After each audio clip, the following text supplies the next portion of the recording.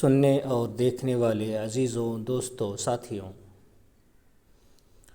आज आप जानते हैं कि हर वो हिंदू जिसे बोलना आता हो या ना आता हो, वो जिसे बोलना आता है वो सबसे ज़्यादा यही बोलता है कि मुसलमान सबसे ज़्यादा बच्चा पैदा करते हैं। इनके पास कोई और काम नहीं है सिवाय बच्चा पैदा करने के। चूँकि ये लोग ख़ुद को हिंदू कहते हैं और हिंदू कह कर के ये बात इस तरह की बात कर रहे होते हैं, तो फिर ज़रूरी होता है कि ऐसे लोगों को जो ख़ुद को हिंदू कहते हैं, मानते हैं, तो फिर इन लोगों के सामने इनकी किताब रख दी जाए। देखें, हिंदू धर्म के अंदर सैकड़ों जगहों पर ज़्यादा बच्चा पैदा करने की बात आई है कि ज़्यादा से ज़्यादा बच्चा पैदा करो, जितना हो सके उतना बच्चा पैदा करो।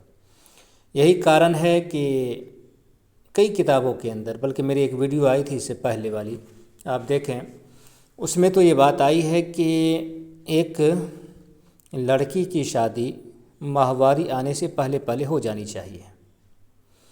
अगर लड़की को माहवारी बाप के घर में आ गया, लड़की बाप के घर में रजस्वला हो गई, तो फिर लड़की की माँ, लड़की के बाप, चाचा, दादा, बड़ा भाई, ये सारे लोग धर्म से बाहर हो जाएंगे। धर्म से बाहर की बात व्यास स्मृति के अंदर आई है। बाकी दसियों जगहों पर शास्त्रों में ये बात आई है कि ये सारे लोग नरक में जाएंगे, हज़ारों साल तक नरक में जाएंगे। तो मेरी दोनों तरह की वीडियो आई होगी कि सारे सनातनी नरक में जाएंगे। उसमें मैंने दिखाया कि देखो, अगर तुम्हारी शादी, तुम्हारी बच्चियों की शादी 10 साल से पहले नहीं होगी तो तुम सारे के सारे लोग नरक में जाओगे। इसी तरह से अगर तुम अपनी लड़की की शादी 10 साल 11 साल से पहले नहीं करोगे तो फिर धर्म से बाहर हो जाओगे। तो ये बातें उनकी धार्मिक शास्त्र के अंदर लिखी हुई हैं। और इसके बाद और क्या लिखी हुई बात है कि अगर कोई मर्द माहवारी ख़त्म हो गई और ख़त्म होने के बाद लड़की नहा करके पाक हो गई, पवित्र हो गई, तो उसके जो 16 दिन है, उस 16 दिन के अंदर शौहर के लिए लाजिम हो जाता है, ज़रूरी हो जाता है कि वो अपनी बीवी के साथ संभोग करे। अगर नहीं करता है तो फिर ऐसा शौहर भी हज़ारों लाखों साल तक नरक में जाएगा। ये बात भी धर्मशास्त्र के अंदर है। तो इस हिसाब से आप देखें, अगर इस चीज़ को भी नज़र के अंदर रखें तो इससे भी बात साफ ज़ाहिर हो जाती है कि हिंदू धर्म के अंदर सबसे ज़्यादा जो ज़ोर दिया है वो बच्चा पैदा करने पर ज़ोर दिया गया है। इतना ज़ोर दिया गया है कि अब आप एक मोटी सी मिसाल ले लें। राम जी हैं, 4 भाई थे, इनके वालिद दशरथ। ऐसे तो आप सुनेंगे 3-4 रानी के बारे में, लेकिन जो इनकी जो मशहूर किताब है रामायण, वाल्मीकि रामायण के अंदर लगभग 300 रानियों का जिक्र मिलता है। 300 में से किसी से बच्चा नहीं हुआ। एक से नहीं हुआ, दूसरा कर लिए, दूसरा नहीं हुआ, तीसरा कर लिए, इस तरह से करते रहे। फिर भी किसी से नहीं हुआ तो फिर किसी बीवी से बच्चा नहीं हुआ इसको, राम जी के वालिद को, तो फिर ब्राह्मण को ला करके फिर वो घोड़ा उड़ा का सहारा ले करके फिर किस तरह से वो आप उसमें देख सकते हैं। तो इस तरह इनके यहाँ ज़रूरी करार दिया है। बल्कि कई जगहों पर, जब मैं सब कुछ को जमा करूँगा तो फिर बात सामने आएगी कि कई जगहों पर तो ये बात भी आई है कि जो इंसान, जो गृहस्थ इस हालत में मर कर के दुनिया से चला गया कि उसका कोई लड़का नहीं है, लड़की तो हो लड़का ना हो, तो आदमी स्वर्ग में नहीं जाएगा। यही कारण है कि आप देखें, राम जी के बाद जो सबसे मशहूर कहानी, या राम जी से भी ज़्यादा मशहूर कहानी, वो महाभारत की हो जाती है। 5 भाई पांडवों की, वो पांचों के पांचों भाई भी इसी तरह से, जब पांडव राजपाट छोड़ के जंगल में चले गए थे, तो इनको स्वर्ग में जाना था और यूं ही ज़िंदा ही जाना था। वहाँ होता था कि ये लोग उड़ कर के चले जाते थे ऋषियों के साथ। तो ये भी जा रहे थे ऋषियों के साथ, तो वहाँ इनको दरवाजे पे रोक दिया गया और कहा कि यहाँ वही लोग जा सकते हैं जिनको औलाद हो, जिसके पास बेटा हो। तो फिर आते हैं अपनी पत्नी के पास, 2 पत्नी थी, दोनों से कहते हैं। तो फिर ये दोनों पत्नी किसी तीसरे चौथे आदमी का मदद लेकर के फिर वो बच्चा पैदा करती है। तो ये पांडव जो 5 भाई हैं वो भी किसी और सहारे से पैदा होते हैं। तो इस तरह से इनके यहाँ जोर दिया गया है। और फिर जो है मेरे पास लिखा हुआ है, लगभग 100 के आसपास मंत्र ऐसे हैं जिनमें ज़्यादा से ज़्यादा बच्चा पैदा करने की बात आई है और दिखलाया गया है कई आदमी को। एक तो इसके अंदर भागवत महापुराण के अंदर, श्रीमद् भागवत महापुराण के अंदर एक ऋषि के बारे में आया है कि उसको 1 करोड़ बच्चा पैदा हुआ है। इसी तरह से आप देखें महाभारत का पहला अध्याय देख लें आप, उस पहले अध्याय के अंदर ही एक आदमी के बारे में 50 लाख, उसके बाद 10 लाख, इस तरह से एक आदमी को बच्चा पैदा हुआ है। कृष्ण जी को देख लें, 1 लाख से ऊपर बच्चे थे और फिर इनकी जो फिर बच्चों के जो बच्चों हुए उनकी तादाद करोड़ों के अंदर थी। तो इस तरह की चीज़ें अगर आप इनके यहाँ देखें तो बहुत कसरत से ये चीज़ मिलती है। लेकिन इस दौर के अंदर ये लोग इस पे ज़्यादा जोर दे रहे हैं। जो भी आप जिस किसी को, मैंने कहा ना कि किसी के मुंह में ज़बान आ गई, बोलना आ गया, तो इसी पे बोलता है कि मुसलमान कुछ नहीं करता, यही काम करता है। तो ये क्योंकि ये वो लोग हैं जिनको अपने धर्म से कोई मतलब नहीं है।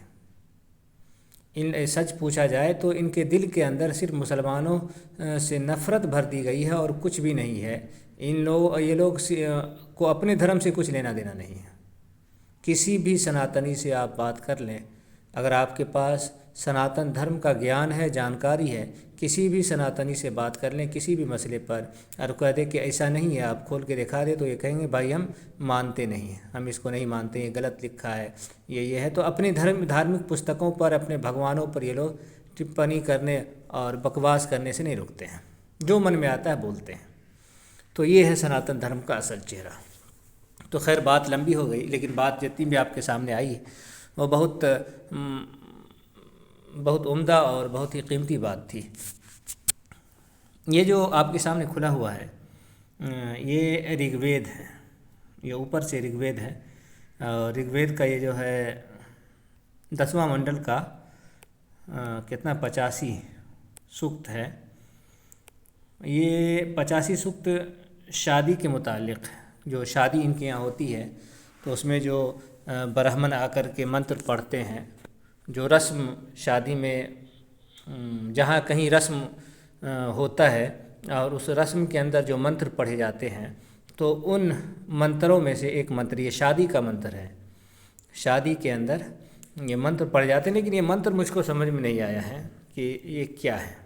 हालांकि मैं एक पुस्तक थी, क्या तो नाम था पुस्तक का, वैदिक दौर का भारत या इस तरह की पुस्तक थी, तो उसमें इस मंत्र को देख रहे थे। तो वहाँ बताया था कि ये शौहर की ज़बान से ये चीज़ कहलाई जा रही है, लेकिन वो बात भी सामने नहीं आ रही। देखिए इसमें किस तरह की बात लिखी हुई है कि प्रार्थना कौन कर रहा है, आप देखें, इसमें गौर करें और फिर इसमें क्या है वो चीज़ भी आप देख लेंगे तो बात और ज़्यादा हो जाएगी।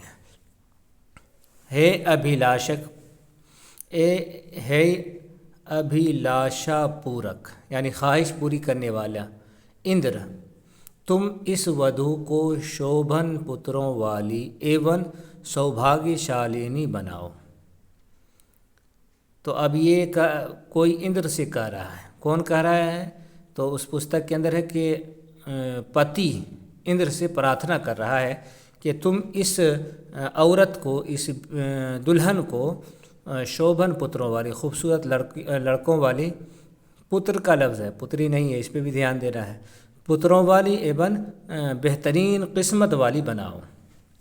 ठीक है, तुम इसमें मुझे 10 पुत्रों को दो।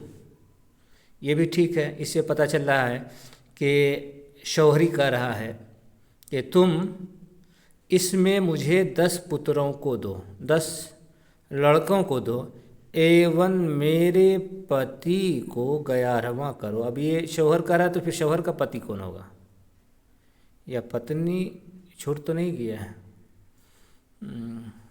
पति में का, तो वहाँ पर भी जो है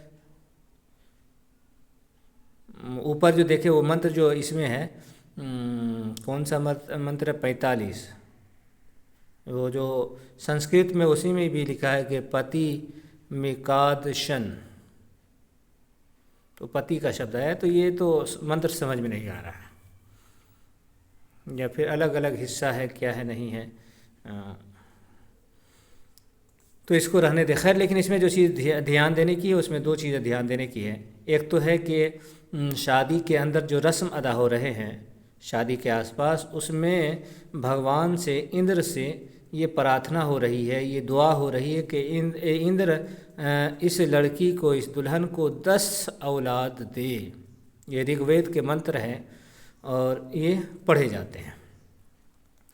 ख्याल रहे कि ये मंत्र ऊंची जाति के लोगों के अंदर पढ़े जाते हैं और ऊंची जाति के लोग ही ज़्यादा आवाज़ उठाते हैं, क्योंकि मैंने बताया कई मरतबा कि निचली जाति जो 85 से 90% शूद्र हैं, उनके बारे में कई पुस्तकों के अंदर ये बात आई है कि अगर ये लोग, वैसे तो 50 जगहों पर ये बात आई है कि शूद्र जहाँ से गुज़रे और वहाँ वेद पढ़ाया जा रहा हो तो वेद पढ़ने वाला वेद पढ़ने से रुक जाए। ये 50 जगहों पर ये बात है।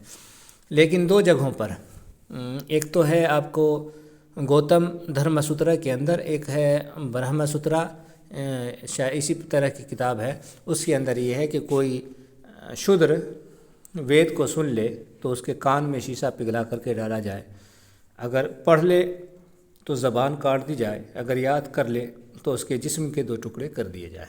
तो इस तरह की बात आई है।